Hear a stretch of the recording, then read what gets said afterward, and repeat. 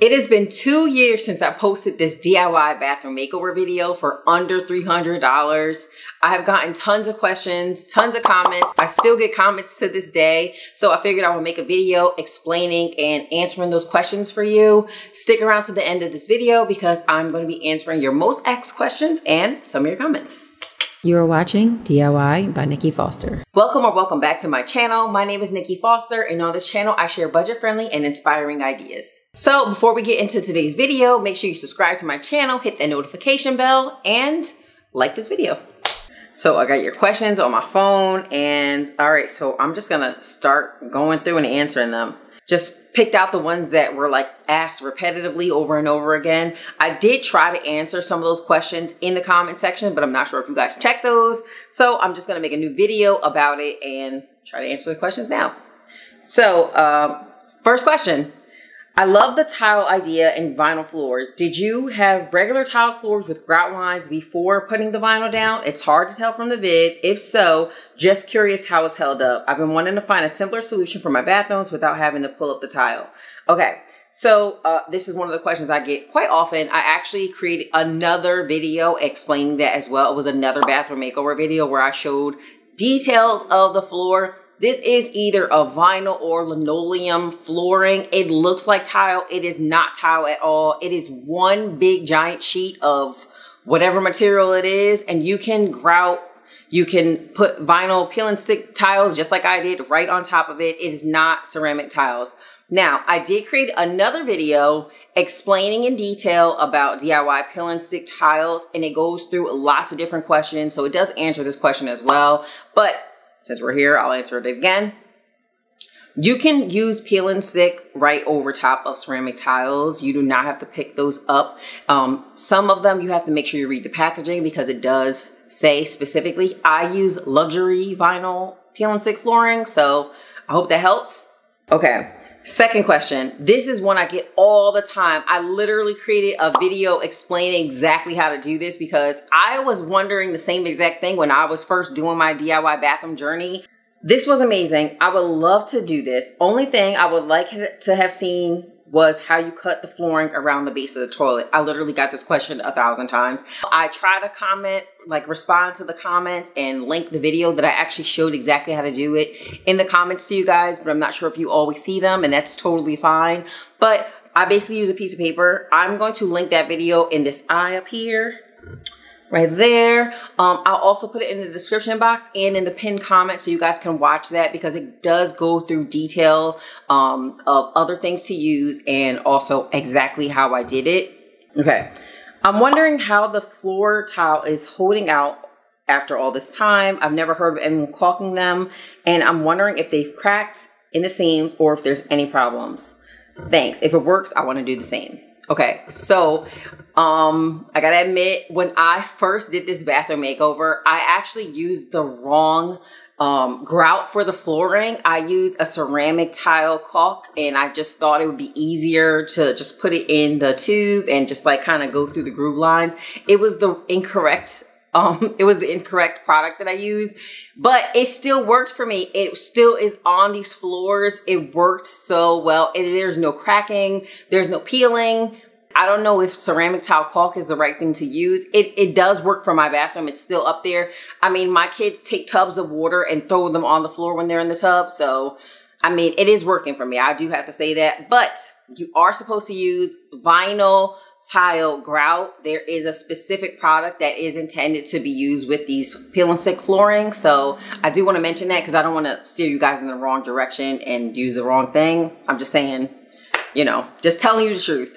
Okay, how is the ceramic tile adhesive holding out? So that was the same thing that I just answered. Again, it is holding out extremely well, and I will show you guys how everything's looking in the bathroom after I answer all your questions. Beautiful. How did you paint behind your toilet? Okay, so in order to paint behind the toilet, because I did not move my toilet at all, that was just another project within itself that I really wasn't ready to tackle just then when I was doing this bathroom makeover two years ago. So I did use a small roller. It was like a 4-inch roller, and it literally fits behind the base of the toilet. It fits behind the whole entire thing. I actually showed exactly how I did it in this other bathroom makeover right here. Again, I'll drop it in the eye above, and I'll also link it in the description box below, and then you guys can take a look at that. Okay, so for the paint, is there a specific paint you use so you don't have to sand the cabinets before painting? Okay, so when I did this bathroom makeover, I lightly sanded the cabinets. I just lightly sanded it with like 120 grit sandpaper.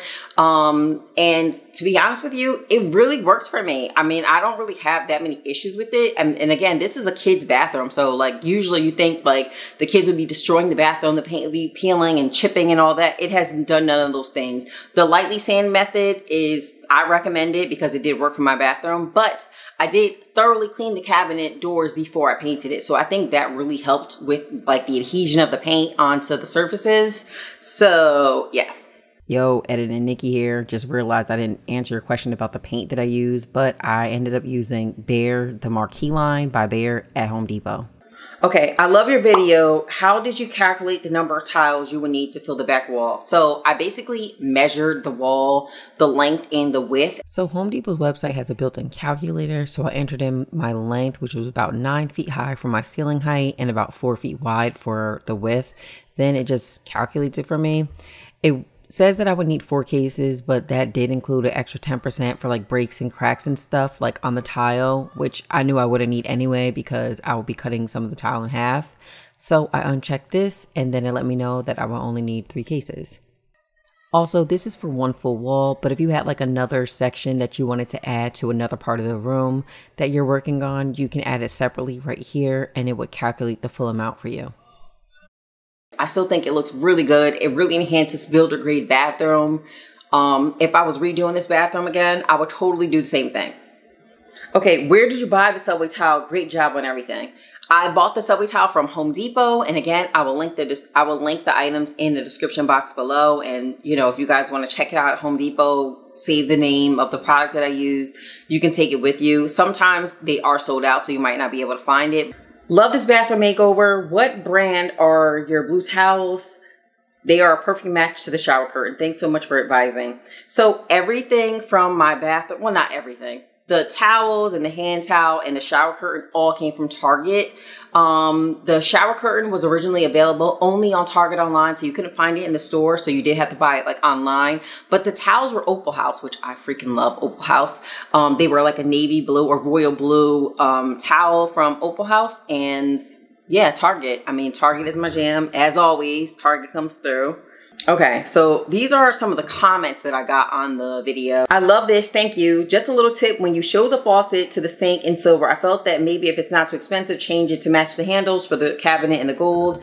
What do you think? Everything looks gorgeous. I 100% agree with you. I did not get around to changing that yet. I do want to change the faucet and the lighting in the bathroom. I don't know. I guess I was doing other things in my house too. Once that bathroom was done, I kind of moved on from the project and just like didn't really look back at it. I looked on Pinterest and saw that some people were doing like gold and silver elements in their home. So originally it didn't look that bad to me because the light was silver and then also the faucet was silver and everything else was silver. And then there was a few little elements that were gold. So I felt like it did do a nice balance. I am going to be like refreshing this bathroom again, and I will do a like change out the light. I hated that light from the beginning. I just didn't find one that will work. So I am going to be changing that out. I'm going to be changing out the faucet, and then maybe, just maybe, I might do inside the shower area as well. Again, this is like a kid's bathroom. It's a guest bathroom. So it is just literally for a 3-year-old and a 6-year-old. So, I mean, is it really on my top of mind? Not really, but eventually. Okay, hello Nikki. You accomplished an awesome bathroom remodel. I would love to know how to get rid of the haze left on the tiles if not cleaned up ASAP. I have a lot of tiles and a lot of missed spots in the grooves or spaces between the tiles. I did not do it myself, but plan to correct it myself. You have inspired me. So when haze is left on tiles, it is a little bit annoying. The number one thing I can recommend is using some vinegar. You can use a sponge and vinegar. Also, you can use a nylon brush. It has to be nylon because you don't want to scratch your surfaces of your tiles. But highly recommend vinegar. When I was cleaning mine, I actually used Mrs. Meyer's vinegar like window spray and sprayed it on every tile and just wiped it off with a paper towel to make sure that it was like nice and smooth, and used some paper towels to make sure everything was cleaned really well. I'm not sure how long it's been for you, but hopefully you're able to clean the haze off. Okay, so this was a comment. Shower floors and walls must be backed with a waterproof backer board to prevent water damage to your home. Exterior walls with tile must have a waterproof backer. A waterproof backer board is not required for kitchen and bathroom backsplashes.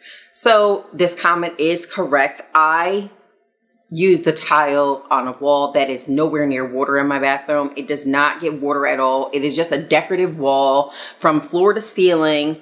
So if you are planning on doing some sort of tiling in your shower area, you do need some waterproofed situation to happen there. I have not done that yet, so I'm not sure of the exact things you would need, but this comment is correct. For me, I looked at my bathroom as a backsplash because again, it is just in the bathroom. It does not get water. So that's why I did not go through the extra step of putting up a backer board or anything like that. So with bathrooms, normally when people are installing bathrooms, they are using a specific drywall for bathrooms because bathrooms do get a lot of moisture. So again, with my house, which is not an old house, it is not a fixer-upper house, it is a build-a-grade house, and I'm pretty sure they use that. Why not cover the grass with tarp?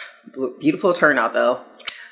I was rushing, so I totally should have covered the grass with tarp. I was rushing, and that is totally my bad, but I have tons of tarps now, so you guys will not see that mistake on my channel anymore. So this is the cabinet after 2 years. As you can see, there's just like one tiny little nick there. But other than that, the cabinet has held up extremely well. I still have the same artwork up for now. And as you can see, the subway tile is still on the wall, looking rather good. The shower curtain is still the same. And again, I did mention I am going to be doing a refresh, so I will be changing this out eventually. And this is the subway tile. Again, there's no chipping. None have fallen off. They all look really good. I do have to say, the only thing I ended up doing was putting a little bit more secured anchors onto the hooks. So these did loosen up after a while. And this is how the floors are looking. There's no lifting. They still look really good. And that's it. Thanks so much for watching this video. If I forgot anything, drop it in the comment box below, and I'll see you guys in the next one. Peace. That's not what I was going to start with. I was going to start with this. I kind of hate when I say that, so I'm not going to say that. Okay, I kind of tongue twisted that one. Let me just do it again. Let me do that again. Not tissue, sorry. I'm bugging. Start over. It is called... That's it.